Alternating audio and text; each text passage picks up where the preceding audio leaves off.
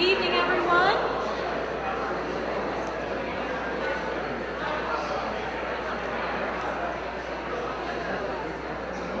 All right, can everybody hear me? All right. I'm going to call to order this October 16th regular meeting of the Forest Hills Board of Education. This is a meeting held in public for the purpose of conducting the school district's business and is not to be considered a community public hearing. There is a time for public comment during the meeting as indicated in agenda item 10. If you would like to make a public comment this evening, please fill out one of the comment cards that are located on the table back near where you came in. Now, if everyone would please join me and join the Girl Scout troop of 4895 as they lead us in the Pledge of Allegiance.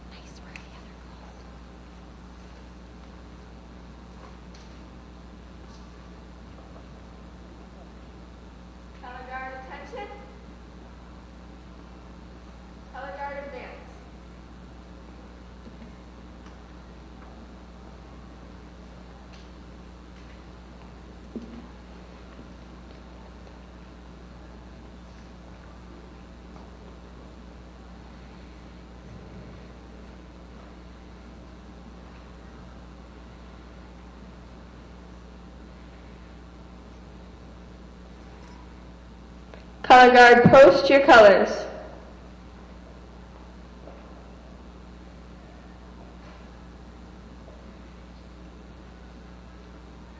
Color guard, honor your flag. Please join me in saying the Pledge of Allegiance. I pledge allegiance to the flag of the United States of America and to the republic for which it stands, one nation, under God, indivisible, with liberty and justice for all. Color guard dismissed.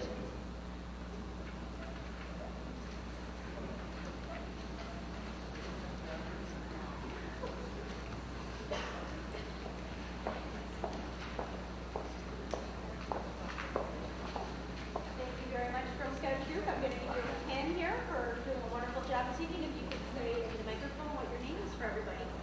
Elliot. Ingrid. Emma. Mabel.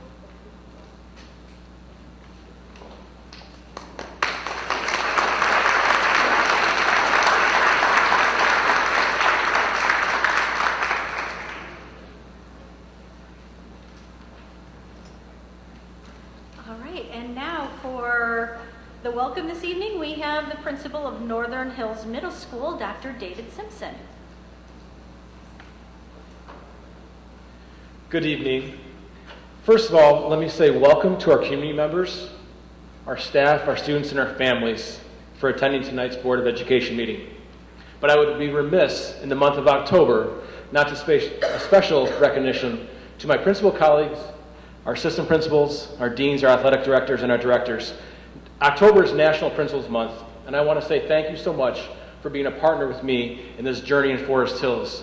I couldn't imagine working with a better group of administrators than I have. So can we give a round of applause for administrators in the back?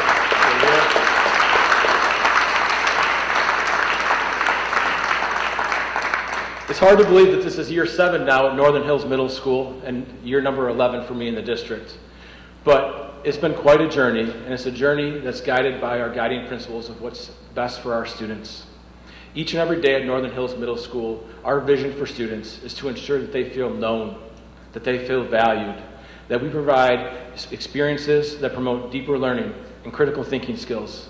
And it's such a gift to share the things that we do at Northern Hills Middle School with you tonight and with our larger community.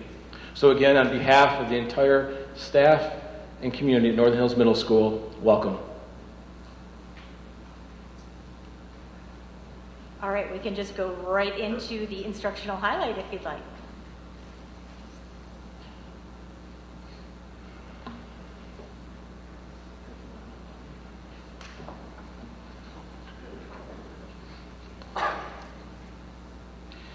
We are honored to share an instructional highlight embodying the spirit of gratitude and community at Northern Hills Middle School. This initiative, known as Husky Heroes, is an annual tradition that brings our students together, reminding us all of the importance of showing appreciation and respect for our veterans.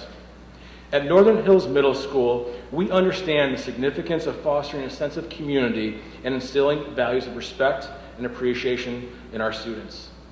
Husky Heroes is a shining example of how we achieve this goal. Through this initiative, our students come together to create heartfelt and personalized thank you cards for veterans connected to our school. These cards are not mere pieces of paper, but expressions of genuine gratitude and heartfelt appreciation. Each October, just as we did last Friday, we invite our families to nominate and share the names of the veterans connected to our school. Last year, we had 59 veterans that were nominated by our families and by our staff. On Veterans Day, our students learned more about the history of this and meaning of this important day. Our social studies teachers work to divide the names of veterans among their classes, ensuring each student has a chance to write to their nominated veteran along with their peers in their class. Our students pour their hearts into this project, using colorful artwork and creative messages that convey their deep respect for these brave individuals who have served our country. The cards created during Husky Heroes are not only pieces of art, but also tokens of our students' admiration for the sacrifices made by our veterans.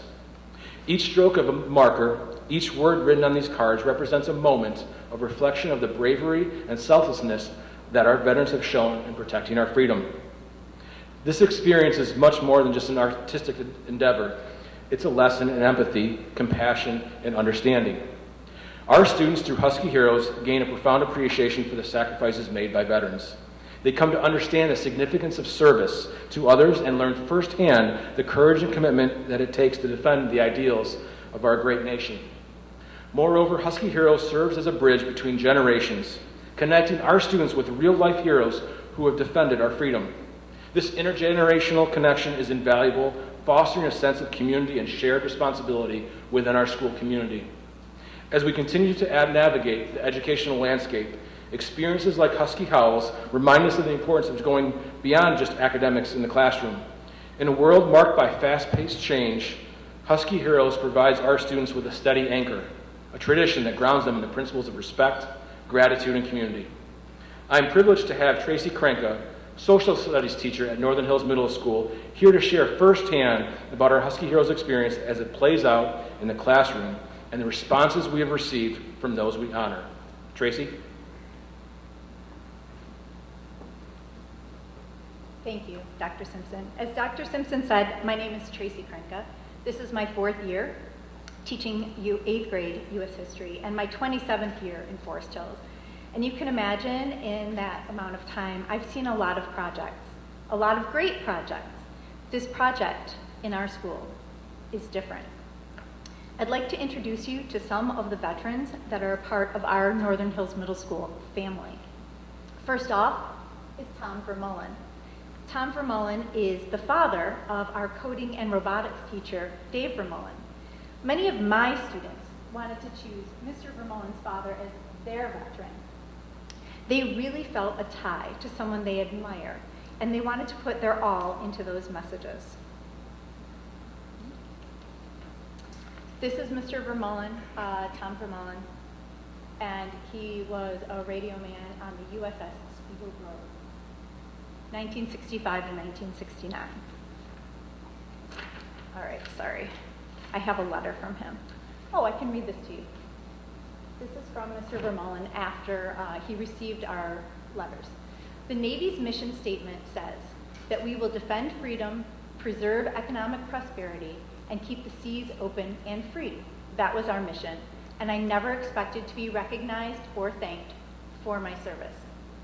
You can probably imagine my surprise last November when I opened a pack of letters and cards from a group of middle school students at Northern Hills Middle School thanking me for my service.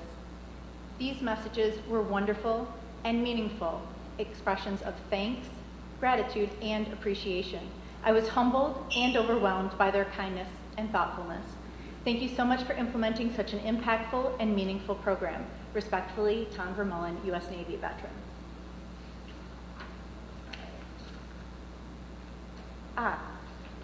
Sorry, this one was last minute. This actually is my cousin.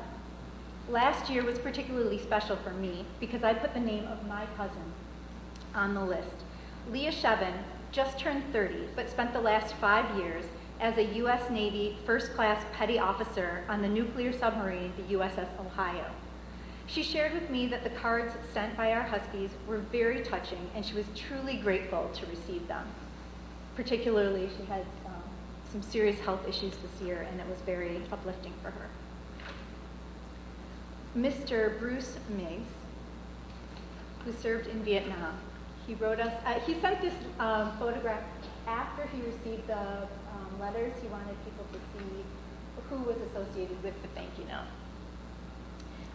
Dear Dr. Simpson, I wanted to take this opportunity to thank you and the 7th grade NHMS class for forwarding me what were the most wonderful and heartfelt Veterans Day cards and messages I have ever received. Words cannot express my surprise and joy as I read each one of the cards and the precious beauty of each child that drew and composed them. To know that NHMS places such a high importance on teaching youngsters about our nation's freedoms and what our servicemen and women are willing to do to defend them speaks volumes about the character and foundation of your school. I consider my granddaughter Hannah very fortunate to have the opportunity to be one of its pupils. Next, we have Mr. Joe DeGenero from the Marines. Dear Dr. Simpson, thank you and the 8th grade class for sending the cards to celebrate this past Veterans Day. Those cards and the sentiments written are very kind and special. I have placed them in a file, and every Veterans Day, I will open that file and read each card. I joined the Marine Corps in 1966, and I'm very proud of my service to our country. During that time, the war wasn't popular, and neither were those of us who served. We never received any thanks for our service for many years. Next, we have a note from Mr. John Marion from the Army. Mr. Simpson, received your students' Veterans Day cards. They were very thoughtful, and I could see the time and appreciation that went into each one. I would like to say it was very heartwarming to read each one I received from your students. Thank you very much. And Mr. Bob Holter from the Navy. Mr. Simpson, thanks to you and your students for the cards of gratitude and kind thoughts on Veterans Day. It has been 47 years since I served in the U.S. Navy, and this was the best Veterans Day ever. Ever, he said. I'm glad Bobby, this is the part that gets me, I'm sorry. I'm glad Bobby and Miles attend your school. Sincerely, Bob Holter. In each of my classes, we had at least 1 or 2 veterans directly linked to a student. Unprompted, students would share information about the veteran in their life, and their classmates used those details to tailor the messages in each card. Before I turn this back over to Dr. Simpson, I do want to say that I'd like to acknowledge that Dr. Simpson spends countless hours making sure this activity goes smoothly for the staff and the students. He writes compelling newsletter articles asking families to submit the names of veterans in their lives. He makes sure we have the supplies we need, and he spends a lot of time sorting and sending these cards after we've liberally dropped them off in the front office, and we really do appreciate you. Thank you.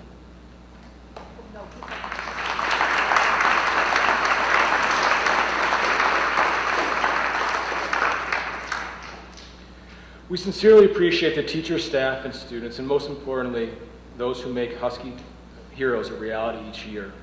Together, they create beautiful works of art and a culture of gratitude and respect throughout our school community. We so much are appreciative of thanking you for the opportunity to share more about our Husky Heroes. So as we talk about schools and we talk about what we do in schools, it matters the type of activities that we do, and we are privileged to give our students the opportunity to see an appreciation greater outside the walls of Northern Hills Middle School. to talk about what we do matters and spend each day doing that. And so it is a privilege, and I would just like to say thank you for the opportunity to lead in Forest Hills, to lead at Northern Hills Middle School. It's a grateful opportunity that I get to spend my days with the educators that you hear tonight in our classes and the students that are making an impact, not of leaders of tomorrow, but the leaders of today. So thank you.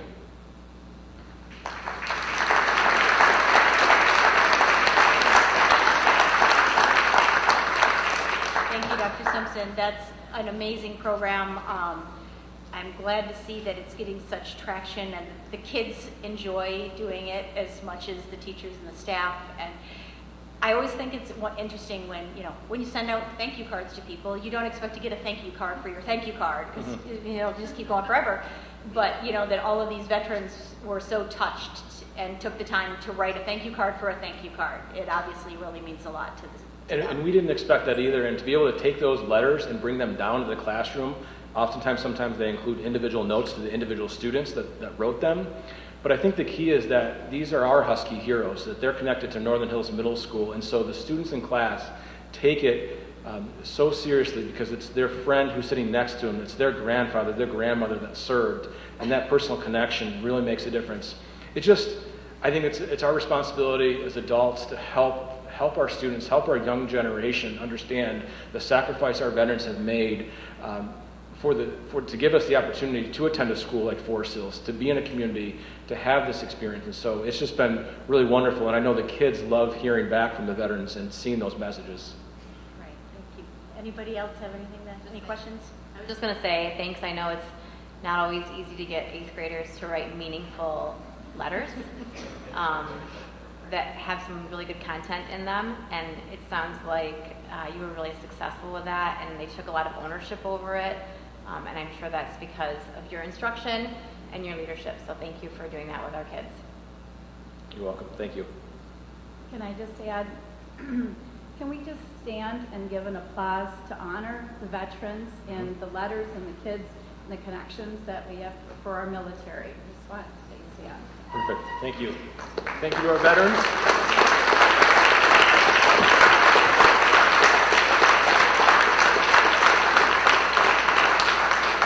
And again, thank you for the opportunity to showcase Northern Hills Middle School. As always, you're welcome to come by anytime. Thank you. Thank you. All right, next up we have more wonderful good news. We have our recognition of our National Merit Scholars, semifinalists, and commended scholars. I believe we have our high school principals here to talk about these awards and these wonderful students. Thank you, and I have the pleasure of leading off our 3 high school principals to recognize some of the best and brightest of our high school students who are being recognized as National Merit Scholarship recognition. The National Merit semifinalists and commended scholars that we're going to introduce this evening are students who demonstrate their academic excellence through high achievement on the PSAT test. But beyond the PSAT test, they are also students who are very well-rounded in their educations in our schools. These recipients compete with 1.3 million students nationwide and are top academic performers. And it's my pleasure to introduce the Central High has 15 scholars being recognized this evening with this prestigious honor. And students, when I call your name, please come up and receive your certificate. And when I call the student's name, parents, if you would please stand and be recognized as well. First, for Central High, these are commended scholars which represent the top 3% of students in the country. First, Zachary Cheslick.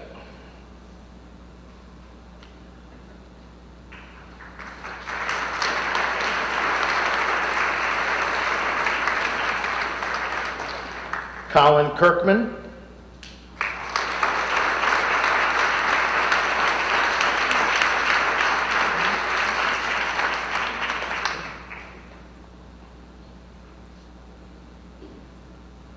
Alex McConnell.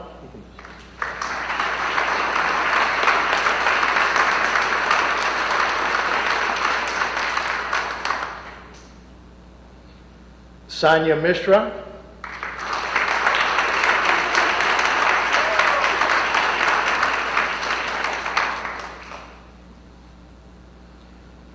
Alex Moeller.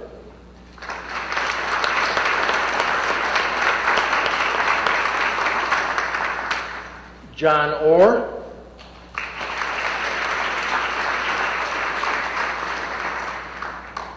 Ashley Skank.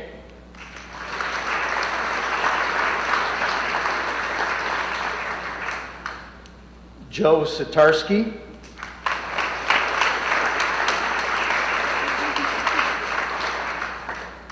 And Angela Yang.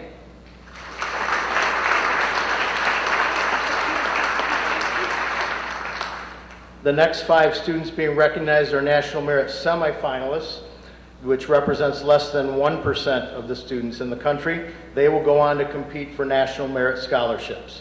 First, Amelia Alt.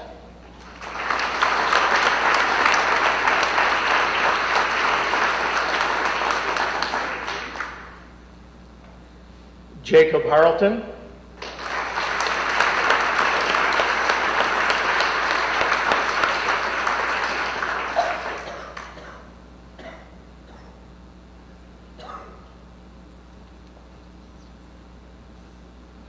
Emma Van Tongeren.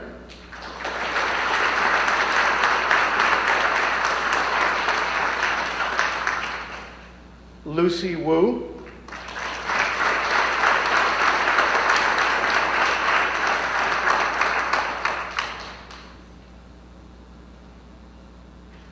And Ellery Zeitz.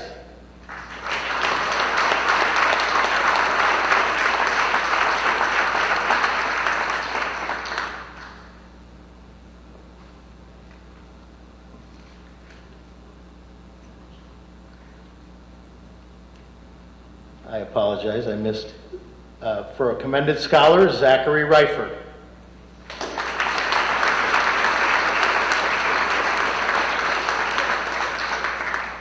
Congratulations to the Central High School National Merit Scholarship Recognition, and it is my pleasure now to introduce Ms. Amy Pallo, principal at Eastern High, to recognize their scholars.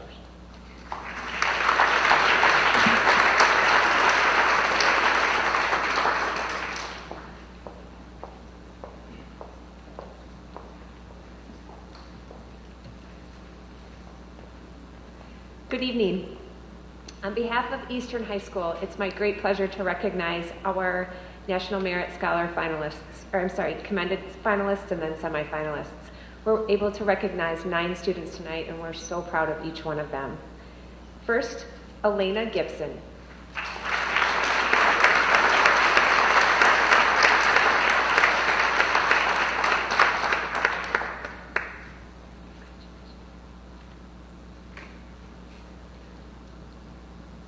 Adam Rhodes.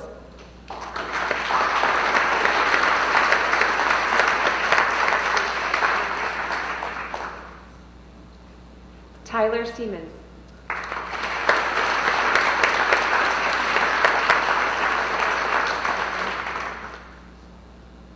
Tessa Stanley.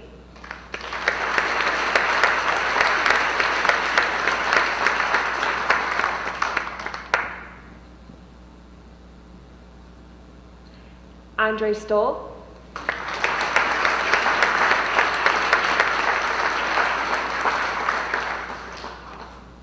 And Ayush Sewell.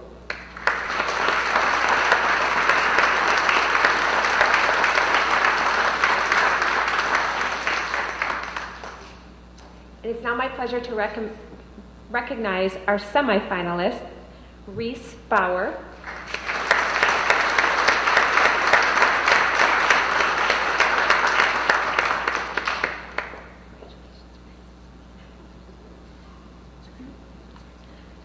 Allison Williams,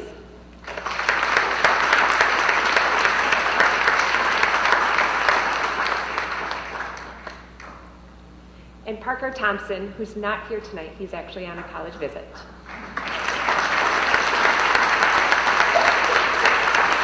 Congratulations to our Eastern High School National Merit Scholars.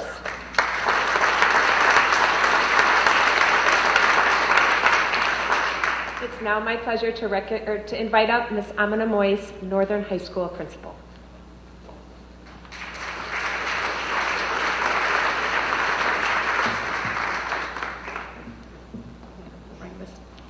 everybody. Happy Monday. I hope your week is off to a great start. I'd like to kick it off by announcing our commended. So we'll start with Mateo Adzek.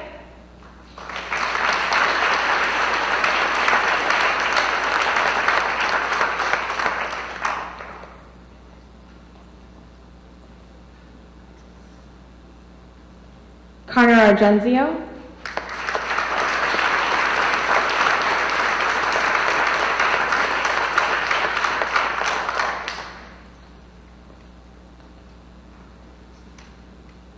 Selena Du.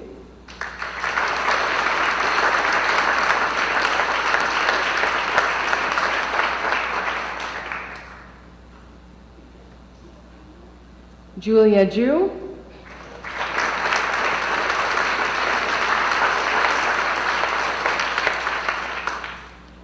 Rishi Menon.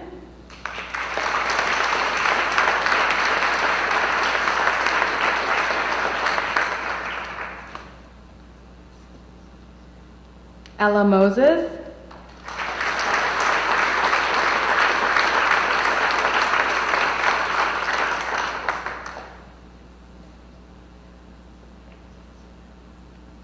And Aiden Zipper.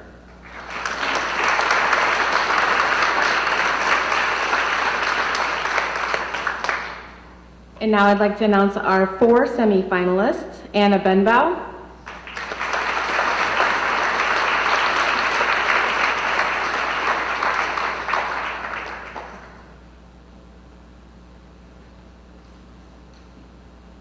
Aiden Bayer.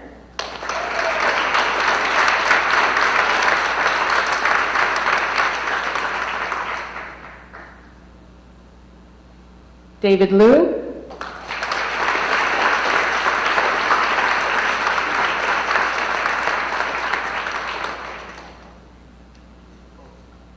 And Andrew Ye.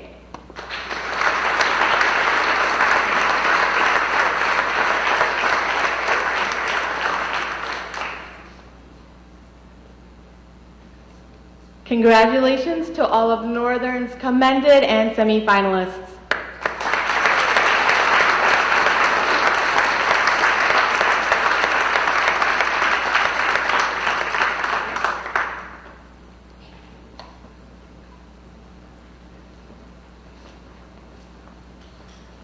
And congratulations again to all of you commended scholars and semifinalists.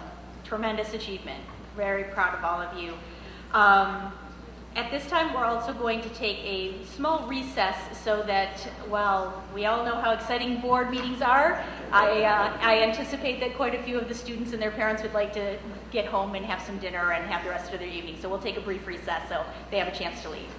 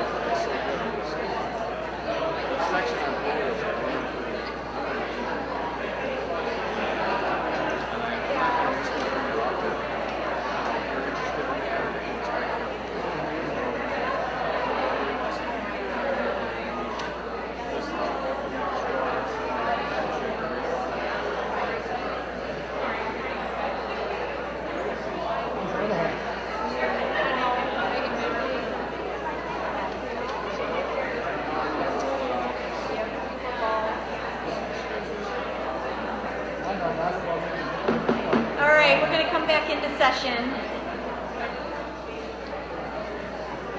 All right, we are now up to our consent grouping. Can I have a motion to consider our consent grouping, please? Motion to approve consent groupings, items 6A through C. Second? Second. Okay, are there any items that a board member would like to pull out for special consideration? Okay, anything, Dr. Schubel, that you would like to draw our attention to? Okay. All right, we'll go ahead right and then to a curriculum committee. We'll do curriculum first. Why not? Mix things up a little bit. And Mrs. Covell. Yes, but see, what I wrote in my notes was thanks for your report, CJ. So I don't know how to work with that now. I look forward to your report, CJ. Well, when it came to the curriculum committee meeting last week, first Scott Hayes shared with the committee how it's time for the elementary social studies department to update their curriculum. There's nothing unusual about this, as all subjects are on a schedule that rotates from year to year. We also learned that the district's PBIS teams have been developing new tools to address new behaviors that we're seeing in our schools that, we had heard from other schools that these behaviors are coming down the line. I know, teacher myself as well, I've seen these things, and now they're coming into Forest Hills. So new behaviors, new tools, and they'll be using all of those things to address these behaviors, better equipping our teachers to help children, because that's what it's all about, helping them be successful in the classroom and in life. The district is following the train the trainer model, so they've started with administrators, MTSS coaches, and PBIS school leaders on these equipping teachers with these new tools. The highlight of the meeting was a presentation by Kim Van Antwerp and Natalie Weiss with a special guest of a teacher, Lindsay Burkhart, on how the district handles professional development for new staff. The school year starts with 4 days of development focusing on 3 particular goals: staff growth, which also involves helping them acclimate to the FHPS way, and professional learning, of course, but also networking throughout the district. New staff receive monthly support from their teacher mentors as well as instructional coaches. They get 2 peer visits to observe master teachers and staff in action. There is participation in an evening of professional learning each semester for them. Cultural intelligence training and intensive instruction on MTSS and the district's evaluation system.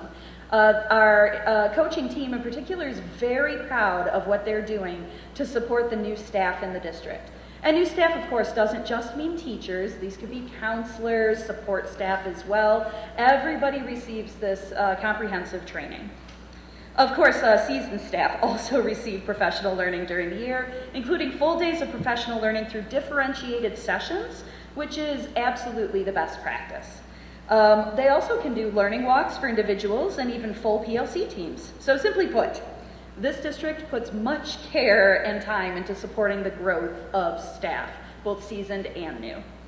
Aside from that presentation, this was actually a pretty short meeting.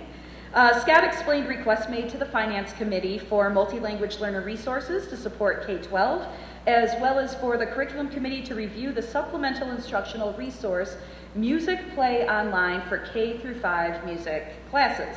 Now, this was originally offered free during the pandemic, and at that time, the teachers fell in love with it, and now it's not free anymore. So this is why we're looking to purchase that resource. The committee has begun its review process of that resource and will report back in a month on its recommendation for the approval.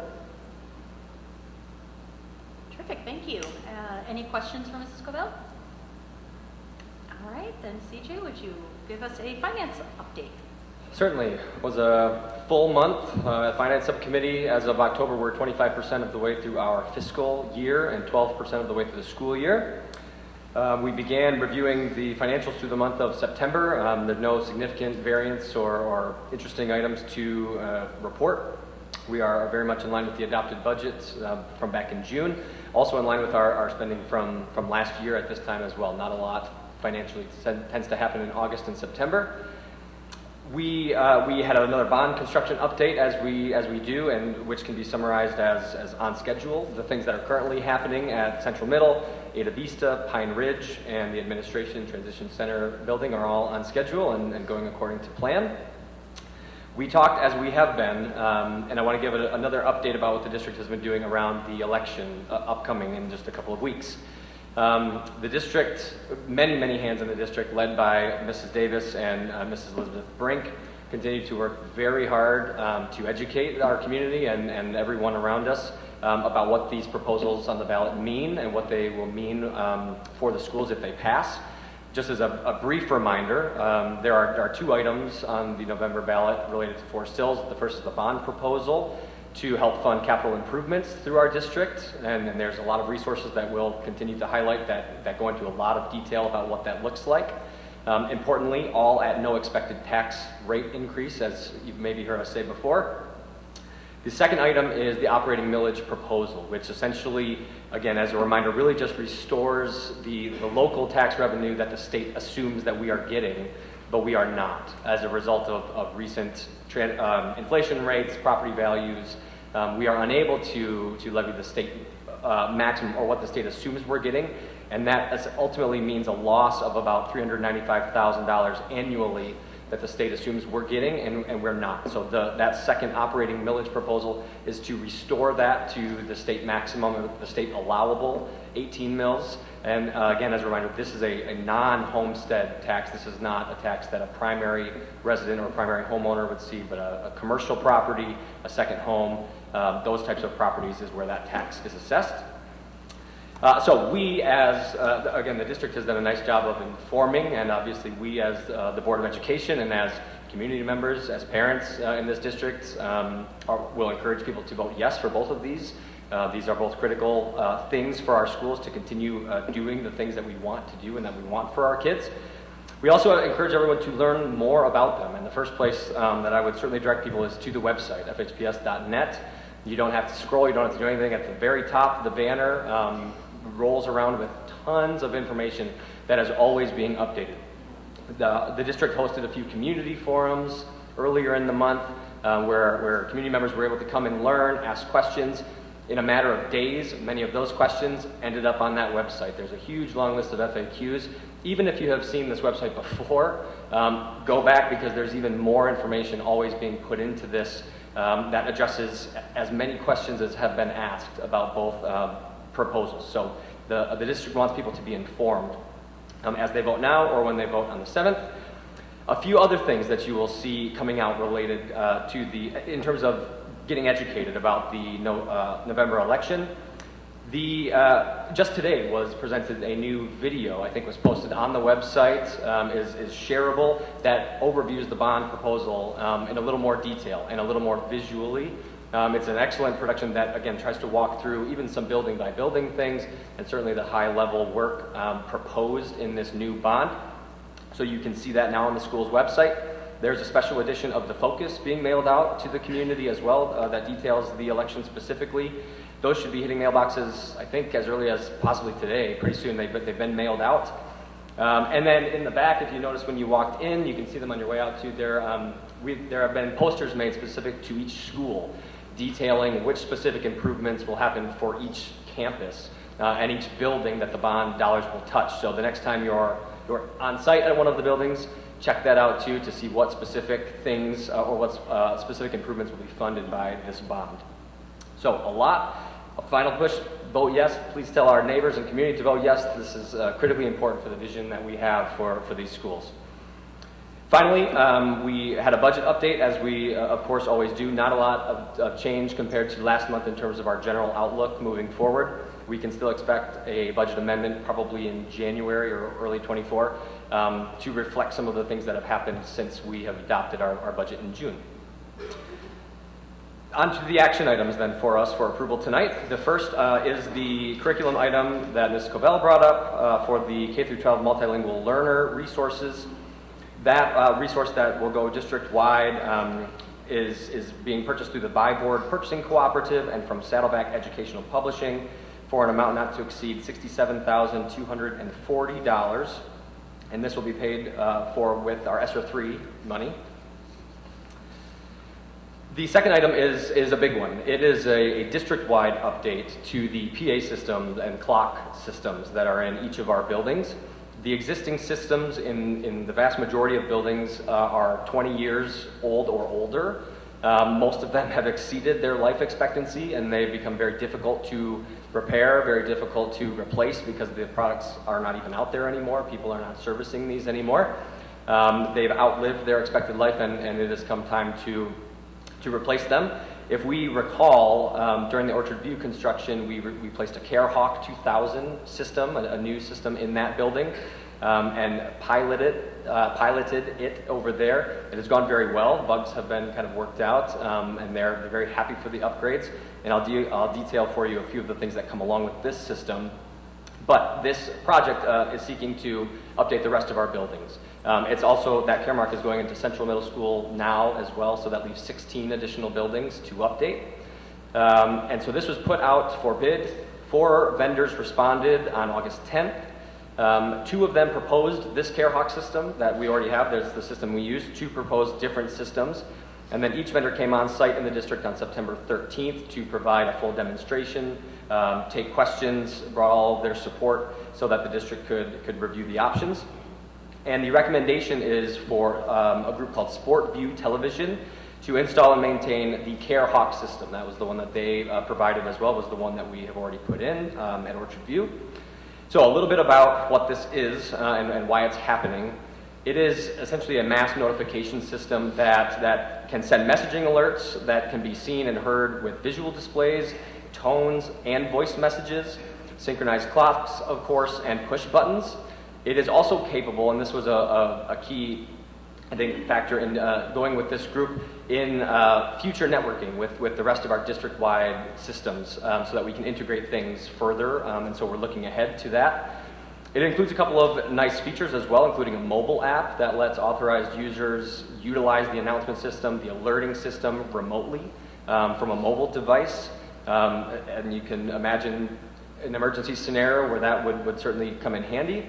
Can initiate lockdowns remotely, can do a range of things that we can't even get close to that potential with the system that is currently in the buildings. So the ask for us tonight is for a cost not to exceed $3,665,000. That's the install, monitoring, and contingency cost to install the system across the remaining 16 buildings over the next 1 to 2 years, roughly. They're big projects, obviously, in every building. And again, a number of things that made this particular factor who supports the CareHawk system stand out. The mobile app was one. This was the vendor who provides a continuous monitoring system as well, who will monitor our things remotely to look for device failures, to look for things before they fail, and so that they can perform all the maintenance preventatively, sensors going offline, that kind of thing.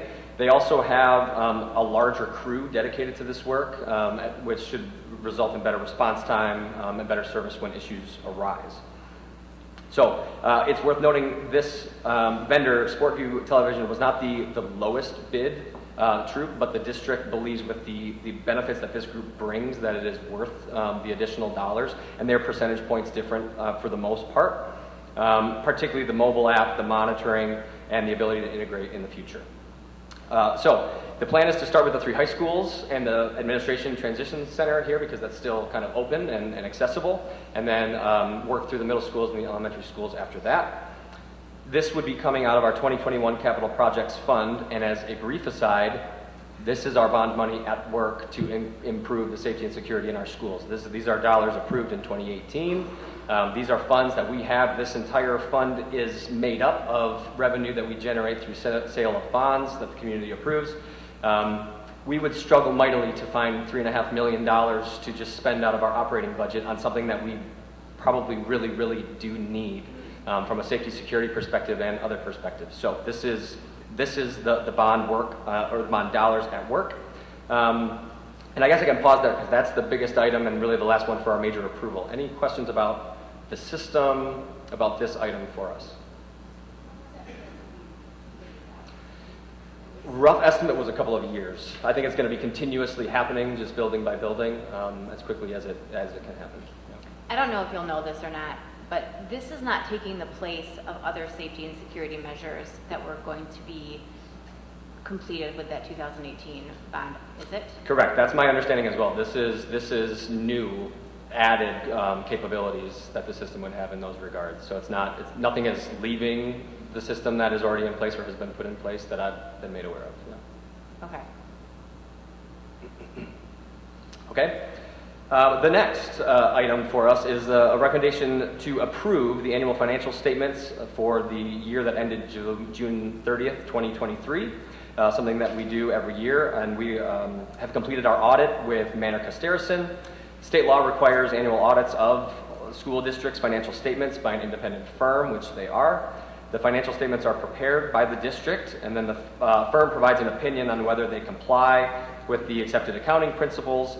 It reviews all of our financial activities in the district, including a detailed review of federal grant funds received and spent. So we have received the highest level of commendation and opinion that can be given from the audit. We all received our annual financial report as well, and if you look at the beginning to the non-white, the colored page, it's a certificate of excellence in financial reporting from the Association of School Business Officials International. And I want to put a couple of numbers to you. I think the exact number, 537 public school districts in Michigan have to report their financials. When you include charter schools, other education bodies, the number is 886 bodies that report their financials to the state. Forest Hills is one of 17 recipients of this award in the entire state of Michigan out of those 886. And the other number is more impressive. This is our 25th year in a row receiving this award. So incredible thanks to Superintendent Beam, to Mrs. Davis, the finance office, everybody that takes such good care of our books and earns us this very coveted award year after year after year. So for us tonight is just the approval of that audit that has been done. And the last item that we have is just property tax reimbursement, authorized reimbursement of $191,337.23 to Kent County for refunded property tax. And that's it. Thank you very much. Does anybody have anything for Mr. Michaud? Okay, I just want to add on, huge, amazing thing that our finance department does year after year after year. It's absolutely incredible to be one of only 17 school districts in the state to get this certificate of excellence in financial reporting, and to have it for 25 years in a row. Absolutely astounding. So very much thank you to Julie Davis and her entire team. The other thing I wanted to mention also was with regard to the bond. You're right, it's those bond dollars that allow us to update all of these facilities. This is not something that, being able to update our buildings and our bus fleet and things like that don't come out of our normal operating budget that we get from the state. That's how we raise money for that. So it's really, and when you go into some of these buildings that have had some work done, it's such a pleasure and a joy to see all of the good things that these bond dollars do for our kids, to give them great, new, clean, open, collaborative type spaces. So I encourage everybody to please keep that in mind as you head towards the polls. One last reminder here before we move on to our informational items. Public comment is coming up soon, so if you wanted to speak at public comment, please remember to fill out a public comment card. Those will be picked up right after Dr. Schugel's superintendent report. And now we will move on to informational items. Oh, I'm sorry. Oh my gosh. We got a vote. Okay. Could we please have a roll call vote? Yes. Dr. Michaud? Yes. Mrs. Niemeyer? Yes. Mrs. DeBoer? No. Mrs. Monk? Yes. Ms. Covell? Yes. Dr. Clausen? Yes. Mrs. Tryon, yes. Thank you. I'm just so excited. I've overlooked the vote part. Okay, now we are up to our informational items. We received 2 resignations since our last board meeting, and it was Tyler Crawford from the business office and Megan Michaels from the instruction office, and they both left for other employment. Thank you, and we'll move right into the superintendent report. All right. As Dr. Simpson said, it's Administrator Principal Month, and we had an opportunity this morning at our monthly meeting, or our quarterly meeting, to have to show them a little appreciation for all the work that they do. So I really want to thank them for the immense responsibility that they have in their, as far as leaders in their buildings, and for meeting the needs of our students and our staff. So it's an honor to work alongside you, and I see you all sitting down this time because you have seats, and I'm very happy for you. So thank you, truly, for the work that you do on behalf of our students.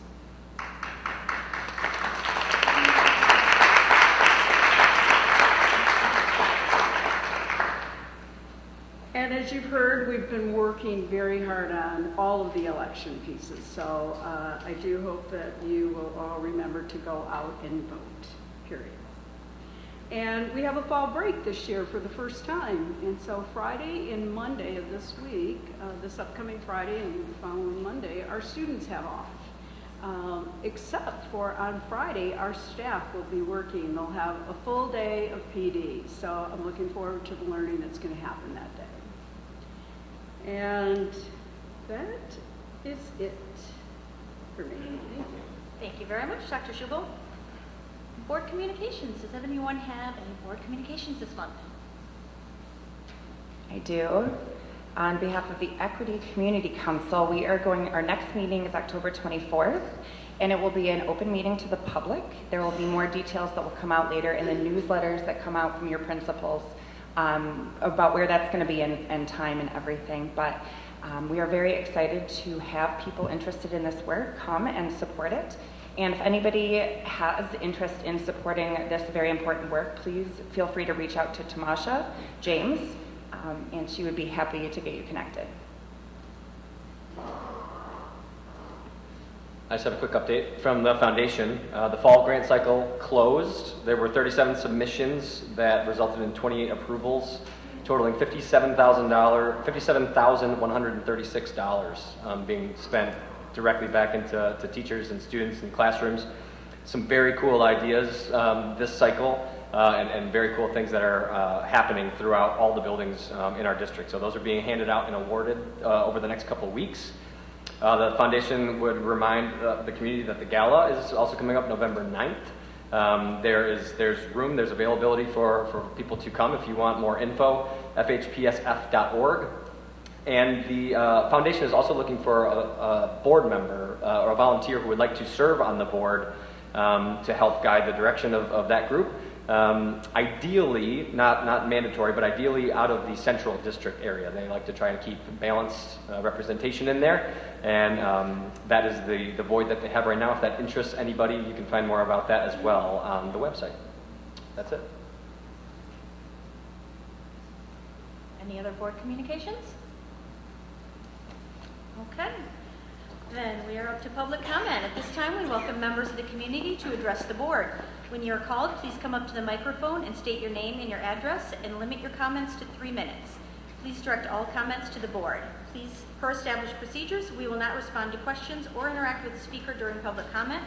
Everyone who indicates that they would like a follow-up from the district will get follow-up from the appropriate administrator.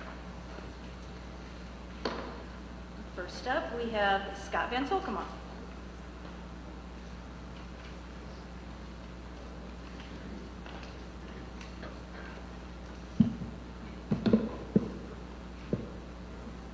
Hello, Scott Van Solkema. I come before you again to ask for more financial transparency regarding the payment of bills and requests for money. You signed off on spending almost $11.5 million tonight with very minimal details. There were 459 checks totaling just over 2.5 million taxpayer dollars and another 2.5 million taxpayer dollars via wire transfers. Again, this is not your money. This is our money, and we deserve to see where every penny goes, specifically every month. As I've said before, these are government schools, and the government must be transparent with their spending. I again comment on President Faustin's original campaign pledge to get more details in the board packets. You have done nothing to make that happen. They are the exact same ever since you started on this board. Make the administration, especially Julie Davis, Christina Neese, and Scott Haid, and interim Superintendent Schubel, give you the information and make it public. It should be very easy. Everything is digital. These board packets should be extremely lengthy and detailed. You just authorized spending $3,665,000 for a public address and clock system with no information to justify why. Granted, CJ just gave a great explanation, but it should have had details in the board packets. The paperwork in the board packet does not even specifically say what it is. I thought it was a scoreboard.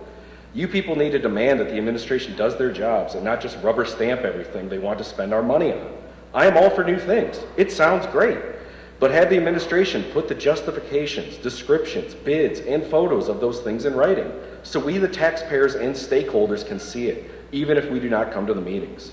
Sure, you probably talked about it in the Finance Committee meeting, but those are not recorded.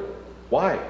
I checked that board packet for details, and there was zero information in that packet either.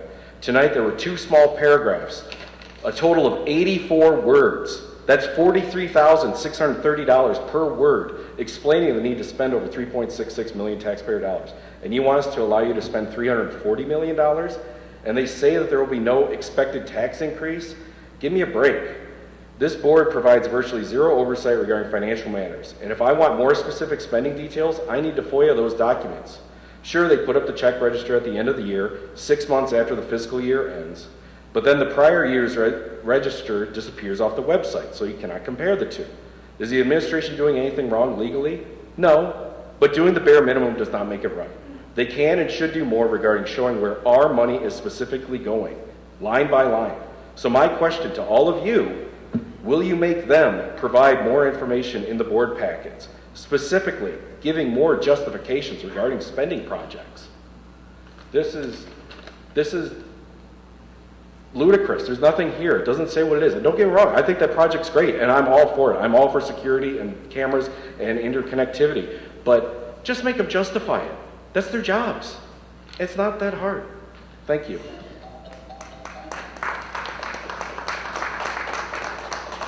Jean Stojak.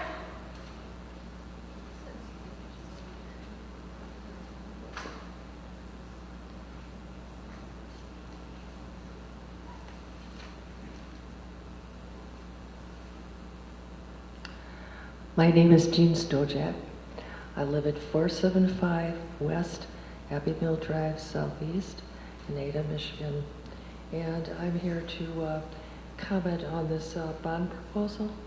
I have a piece written by a friend of mine, and I'm going to be reading some excerpts of it to all of you. Your school board and administration recently mailed you a glossy, meaning people in the community, a glossy flyer asking you to consider a bond proposal and operating millage proposal. And we urge you to vote no on both requests. The bond proposal request will give the school district the authority to borrow $340 million over the next 21 years for projects that taxpayers will ultimately fund. The taxes on your home start immediately and would be collected even if no bonds are issued. Forest Hills Public Schools' current debt is $100,630,000. The current proposal would quadruple the debt. Interest payments would top $40 million in the first year alone. The bond proposal is being sought because another bond authorization is expiring and the board has an opportunity to say no tax increase. Bond proposals were never meant to be in perpetuity. They should be intended for a specific capital improvement, not to keep the cash spigot flowing. There is no dire need for infrastructure improvements. One item Forest Hills Public School wants to replace is a fully functioning 30-year-old, they want to replace it, 30-year-old community pool. Allowing the public school system to expand its scope beyond education to community, recreation, nutrition, psychological services, healthcare, community recreation, and senior services comes at a high price and should be scrutinized for value. Taxpayers should not be handing a government entire entity a blank check. The district wants to tear out the current pool and build 2 new ones. because the pool is scheduled at all hours of the day. Students and athletic teams do not use the pool during school hours. The public is allowed to use the pool for lap swim and exercise from 7:30 a.m. to 1 p.m. Monday through Friday, and up to 2 hours on Saturdays during the school year.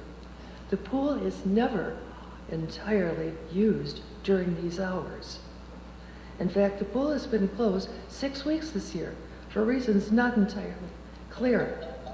Scheduling programs can be handled Thank you, Mrs. Stojek. more cheaply than building more pools and ripping out functional ones. Thank you, Mrs. Stojek. Yes. Robin Vanderjagt.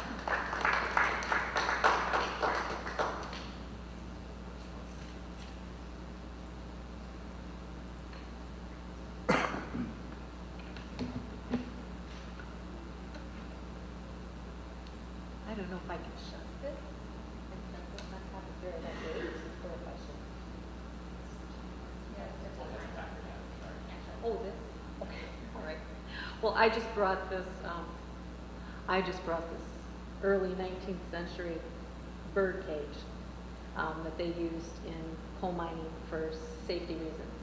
And the only alarm that they had was the sound of the bird singing. And when the air inside the coal mine became toxic, the bird would stop singing. And that's where they came up with the term canary in the coal mine. So it just would warn them of an advanced impending danger. And something similar is going on today, although we're relying on sensitive human canaries. Human canaries aren't defective or here to inconvenience anyone, but they're companions to and protectors of our children. This past year, I attempted to shine a light on the darkness contained in one particular library book. It was psychologically and emotionally brutal, confronting all of its disturbing racial slurs and horrific sex abuse perpetrated upon children by their own fathers, mothers, brothers, and others was life-altering for me. But I had to do that because Forest Hills admin had sent me the link to a form so that I could request a review of this particular book for reconsideration. And I had to fill out a section which asked me if I had read the entire book.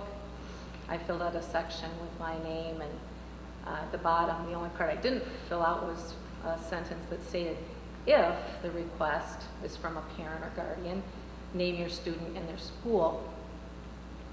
So I turned in the completed forms at the June Board of Ed meeting, and shortly thereafter I was contacted by an assistant superintendent stating that the teachers had all left for summer and it would cost the district extra to call them back. Could I wait till school reconvened? And I agreed, no problem. I didn't hear back from admin until after the September board meeting when I was informed that I was now banned from being involved in a reconsideration request, since the rules now state only parents and guardians. So in my opinion, changing the rules of process while it is still in progress, and which results in the unexpected elimination of one of the participants, which was me, was pretty shocking in my eyes and leaves me with questions regarding integrity and trustworthiness. So, in honor of all the... Thank you, Mrs. Vanderjagt. Ed Abufida.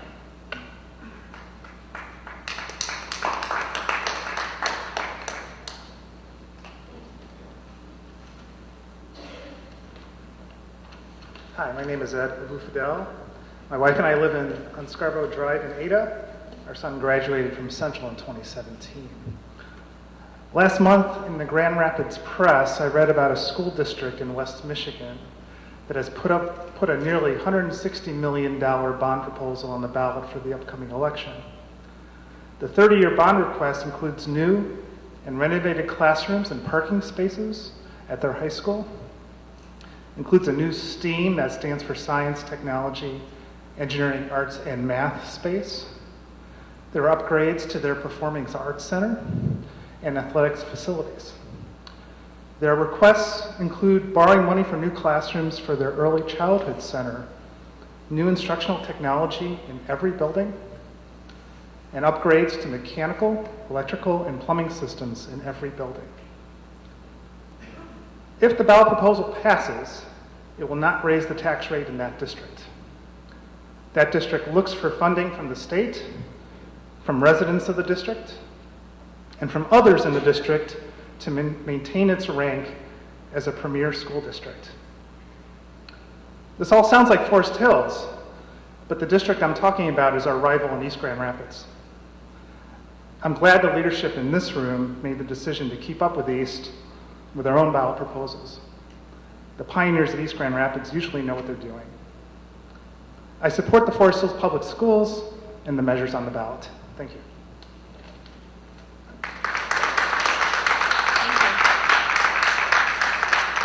Doug Lee.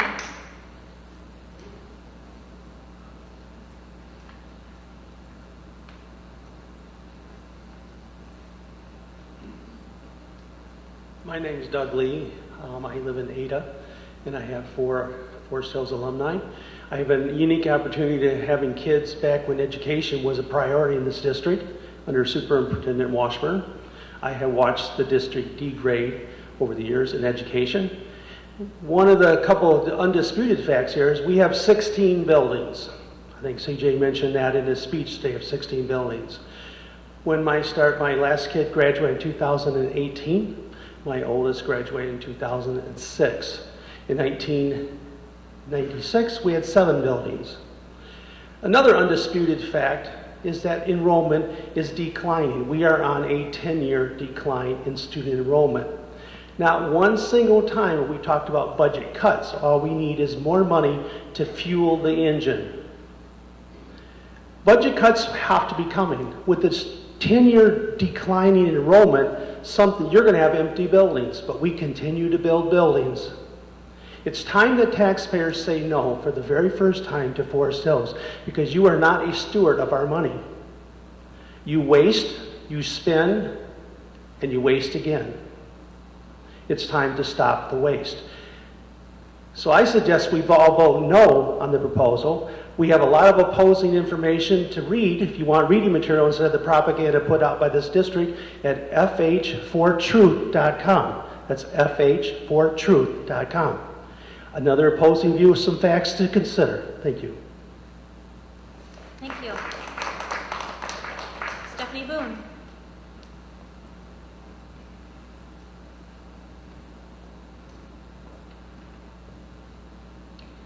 My name is Stephanie Boone. I have 6 kids, and all have attended or graduated from Forest Hills Public Schools.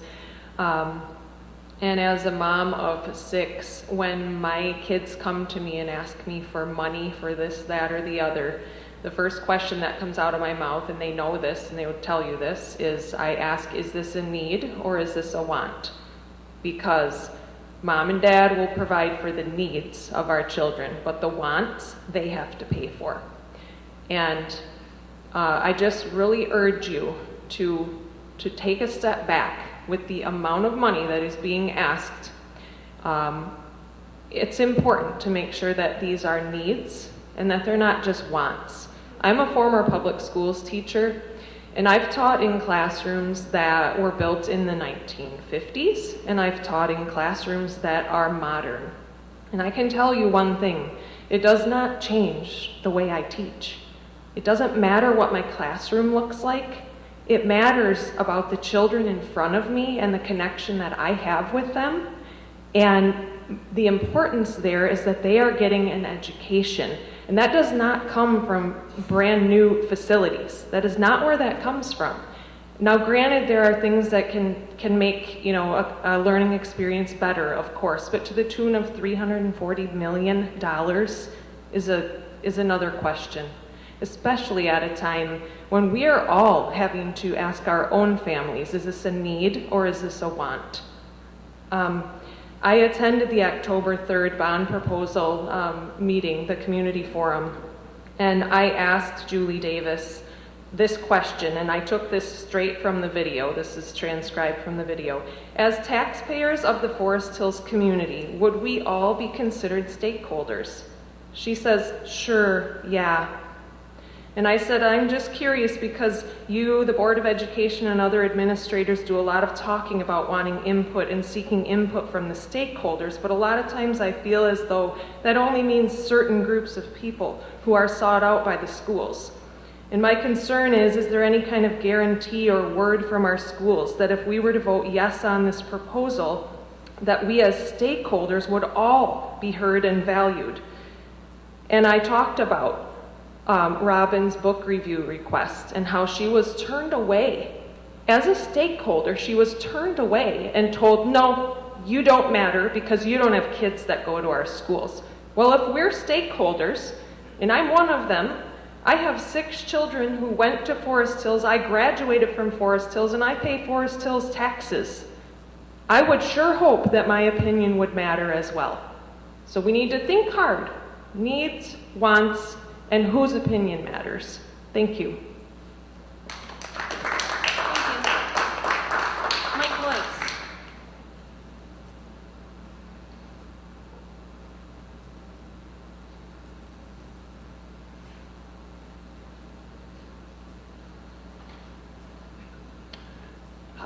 Mike Boyce, 639 Altadale. Parent of FHE, FHPS students, 2 students and 2 graduates. I'm also here to provide comments on the bond proposal for this November 7th. I'm concerned about many areas of this and how the bond is structured.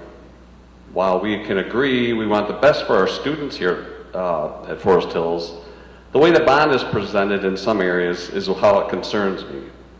I just remind everybody to sort of think of the words of the comment, read the fine print. On the website, even the information that was handed out today, it really surprised me when I first saw this. It says bond proposal, no tax rate expected over the current year. So I don't understand why, if it's important, yes, it's there, but who chose to bold a certain part of this message, but to then sort of make it smaller? Why not just be bold? It might raise your taxes. So notice that on the video, also, the video that was well done, really nice video. It says big, bold, no tax increase, but in the audio over the current year. So why the fine print? Why not bold all of this information? And who decided it? That's my big question. It's like saying FHC won the game in the halftime, in case the score doesn't change. So just a bit confusing. I like to teach our family about reading the fine print. When we dig into it, and it's been talked about a bit, the Aquatic Center has issues, and that's been talked about, but had there been any quotes for repairs? $52 million to do a complete new aquatic center is very, very drastic. Are we going to be here in another 20 years to replace that? Well, I appreciate the efforts, and I know a lot has gone into these. It just sends a message, a mixed message. Makes me question the structure of the entire bond when I see something so simple as a message that has some bold and some that's mixed. So I say to you, read the fine print. That's just most important. There's a lot behind this, and again, appreciate the work that's put into it, but I really advise people to read the fine print and look at what's really being told. Thank you. Thank you. Vincent Monhar.